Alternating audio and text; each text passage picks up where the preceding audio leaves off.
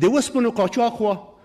بهره تاسو یقین وکئ په یوه لحظه کمیسیون اقتصادي دغه ټوله اوسپنه د موږ فابریکو دپاره بنده کړه او زموږ فابریکې پیچلېږي د ما ښه یاد دي پنبه زموږ عامه پنبه تلله زه ورغلم اقتصادي کمیسیون ته مول چې دا پنبه موږ د دې نه غوړ جوړوو موږ د دې نه سل شان جوړوو او د دې نه صابون جوړېږي دا تاسو یقین وکړئ هغه یې د موږ په خواست باندې ټوله پنبه بنده الحمدلله 15 کمپنۍ زموږ فعالې شوې با وجود د همره ستونزو د همره مشکلاتو موږ خام مواد نشو راغوښتی دا د میډیا د طریقې مې دوه پیشنهادونه لرم